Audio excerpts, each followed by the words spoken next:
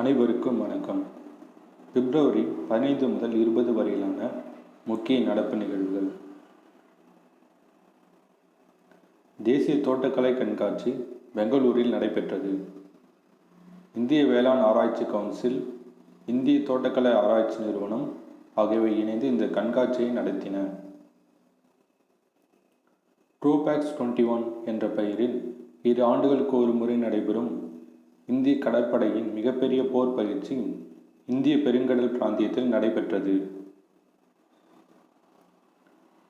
ஏழைகளுக்கு ரூபாய் 5க்கு உணவு வழங்கும் திட்டத்தை மேற்கு வங்க முதல்வர் மம்தா பானர்ஜி காணொலி வாயிலாக தொடங்கி வைத்தார். இந்த திட்டத்தின்படி 5 ரூபாய்க்கு சாப்பாடு, பருப்பு, காய் மற்றும் முட்டை வழங்கப்படும். இதற்கான மானியமாக மாநில அரசு ஒரு உணவுக்கு ரூபாய் 15 வழங்கும் என தெரிவித்துள்ளது.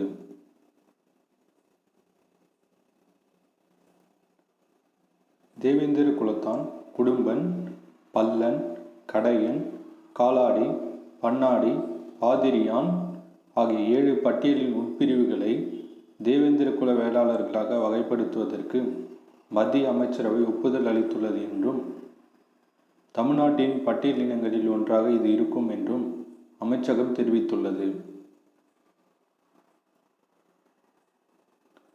இந்திய தொழில் நிறுவனங்கள் விவசாயிகளுக்கு உதவும் வகையில் மேப்பிங் எனப்படும் புவிசார் தகவல் தொடர்பான புதிய கொள்கையை பிரதமர் நரேந்திர மோடி அறிவித்துள்ளார்.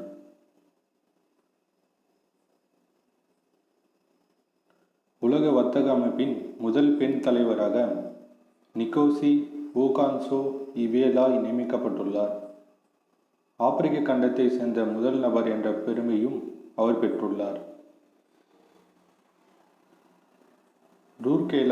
ரூர்கேலாவில் மிகப்பெரிய ஹாக்கி மைதானத்திற்கு ஒடிசா முதல்வர் நவீன் பட்நாயக் அடிக்கல் நாட்டினார். இந்த மைதானம் 20,000 பேர் அமர்ந்து ஹாக்கி போட்டியை நேரில் பார்க்கும் வகையில் கட்டப்பட உள்ளது. பெண்கள் பணியாற்றும் அனைத்து அரசு அலுவலகங்களிலும் நாப்கின் வழங்கும் மற்றும் நாப்கின் எரிக்கும் எந்திரங்களை நிறுவ கேரள அரசு உத்தரவிட்டுள்ளது. முதல் கட்டமாக பெரிய அரசு மற்றும் பெண்கள் அதிகமாக பணியாற்றும் அலுவலகங்களில் இந்த இயந்திரங்களை நிறுவ அம்மாநில அரசு உத்தரவிட்டுள்ளது. சீனாவில் ஐநா ஒருங்கிணைப்பாளராக இந்தியாவின் சித்தார்த் சாட்டர்ஜி பொறுப்பேற்றுள்ளார். அந்நாட்டில் ஐநாவின் 27 அமைப்புகள் அதன் நிதி மற்றும் திட்டங்களை அவர் மேற்பார்வையிடுவார் என தெரிவிக்கப்பட்டுள்ளது.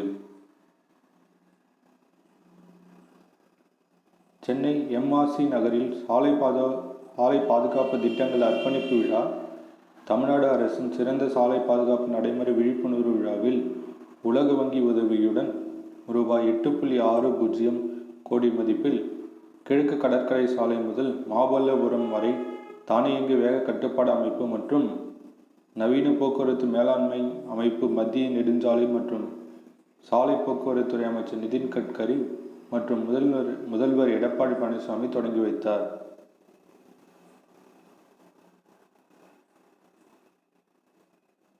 தெலுங்கானா ஆளுநர் தமிழிசை சவுந்தரராஜன் கூடுதல் பொறுப்பாக புதுச்சேரியின் 31வது துணைநிலை ஆளுநராக தமிழ் உறுதிமொழியுடன் பதவியேற்றுக் கொண்டார்.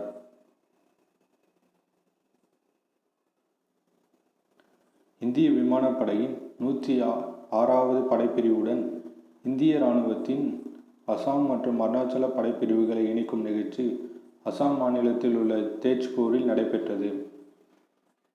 படைப்பிரிவுகளின் இணைப்பு சாசனத்தில் மேஜர் ஜெனரல் BS பேல், விமானப்படையின் 106வது படைப்பிரிவு தலைமை அதிகாரி குரூப் கேப்டன் வருண் ஸ்லேரியா ஆகியோர் கையெழுத்திட்டனர். பாரம்பரிய மருத்துவத் துறையில் ஒத்துழைப்புடன் செயல்பட ஆயுஷ் அமைச்சக செயலாளர் வைத்யா ராஜேஷ் கொடேச்சா, உலக சுகாதார நிறுவனத்தின் தென்கிழக்கு ஆசிய மண்டல இயக்குனர் டாக்டர் பூனம் கேத்ரபால் சிங் ஆகியோர் ஒப்பந்தம் ஒன்றில் கையெழுத்திட்டனர்.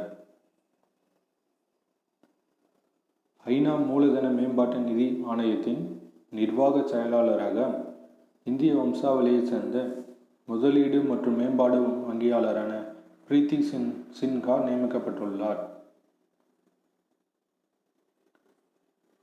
சினிமா துறை சார்ந்தவர்களுக்கான 2019 மற்றும் 2020 ஆண்டுக்கான கலைமாமணி விருதுக்கான அறிவிப்பு வெளியிடப்பட்டது. நடிகர்கள் ராமராஜன், சிவகார்த்திகேயன், யோகி பாபு, நடிகைகள் சங்கீதா, ஐஸ்வர்யா ராஜேஷ், தேவதர்ஷினி, மதுமிதா, இசையமைப்பாளர்கள் டி. இமான், தீனா, பாடகர்கள் சுஜாதா, அனந்த், தயாரிப்பாளர்கள் கலைப்புலி எஸ். தானு, ஐசரி கணேஷ், இயக்குநர்கள் கௌதம் வாசுதேவ் மேனன், லியாகத் அலிகான், மனோஜ்குமார், ரவி மரியா. மேலும் சின்னத்திரை நடிகர்கள் நந்தகுமார், சாந்தி வில்லியம்ஸ், நித்யா, சண்டை பயிற்சியாளர்கள் ஜாக்குவா தங்கம், தினேஷ், நடன இயக்குநர்கள் சிவசங்கர், ஸ்ரீதர், எடிட்டர் ஆண்டனி, மெல்லிசை கோமகன், பாடலாசிரியர்கள் காமகோடியன், காதல்மதி, வசனகர்த்தா வி. பிரபாகர், ஒளிப்பதிவாளர் ரகுநாத ரெட்டி ஆகியோருக்கும் கலைமாமணி விருது வழங்கப்பட்டுள்ளது. மேலும் 2019 ஆண்டுக்கான புரட்சி தலைவி டாக்டர் ஜெ. ஜெயலலிதா விருது பழம்பெரும் நடிகை சரோஜா தேவி, பாடகி பி. சுசிலா, நடன கலைஞர் அம்பிகா காமேஸ்வர் ஆகியோருக்கும் 2020 ஆண்டுக்கான விருது பழம்பெரும் நடிகை சவுகார் ஜானகி, பாடகி ஜமுனா ராணி, நடன கலைஞர் பார்வதி ரவி கன்சாலா ஆகியோருக்கும் அறிவிக்கப்பட்டுள்ளது.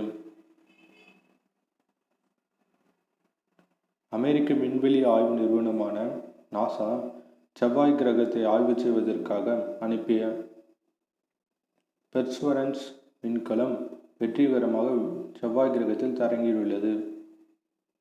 இந்த விண்கலமானது செவ்வாய் கிரகத்தின் மேற்பரப்பை ஆய்வு செய்யவும் அங்கிருந்து மண் மற்றும் கற்களை பூமிக்கு திரும்பி எடுத்து வரவும் அனுப்பப்பட்டுள்ளது. பெர்சவரன்ஸ் விண்கலத்தின் செயல் கட்டுப்பாட்டு பிரிவின் தலைமையாக இருந்து செயல்பட்ட சுவாதி மேனன் அமெரிக்க வாழ் இந்தியர் என்பது கூடுதல் சிறப்பாகும். ஆட்டிசம் பற்றி விழிப்புணர்வை ஏற்படுத்த கடற்படை மாலுமி மதன் ராய் என்பவரின் மகள் ஜியா ராய் மும்பை பாந்திரா வர்லி கடல் பகுதியிலிருந்து கேட்வே ஆஃப் இந்தியா வரை 36 கிலோமீட்டர் தூரம் நீந்தி சாதனை படைத்தார். தமிழகத்தில் சட்டப்பேரவை பொதுத் தேர்தல் விரைவில் நடக்க உள்ள நிலையில் கூடுதலாக வேளாண் துறை இணைச் செயலர் ஆனந்த், சுகாதாரத்துறை கூடுதல் ஆணையர் அஜய் யாதவ் ஆகியோர் தமிழக தேர்தல் இணை தலைமை தேர்தல் அதிகாரிகளாக நியமிக்கப்பட்டுள்ளனர்.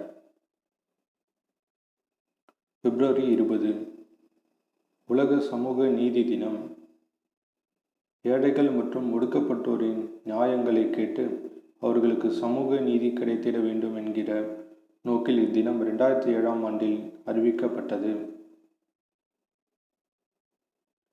நிதி ஆயோக் ஆட்சி மன்ற குழுவின் 6வது கூட்டம் பிப்ரவரி 20 நடைபெற்றது. பிரதமர் மோடி தலைமை தாங்கினார். அதில் மாநில முதல் மந்திரிகள் பலர் பங்கேற்றனர். இதுவரை மாநிலமாக பங்கேற்று வந்த காஷ்மீர் இந்த தடவை யூனியன் பிரதேசமாக பங்கேற்றது. காஷ்மீரில் இருந்து பிரிக்கப்பட்ட லடாக் யூனியன் பிரதேசம் முதல் முறையாக இக்கூட்டத்தில் கலந்து கொண்டது. யூனியன் பிரதேசங்களின் சார்பில் கவர்னர்கள் பங்கேற்றனர். நன்றி.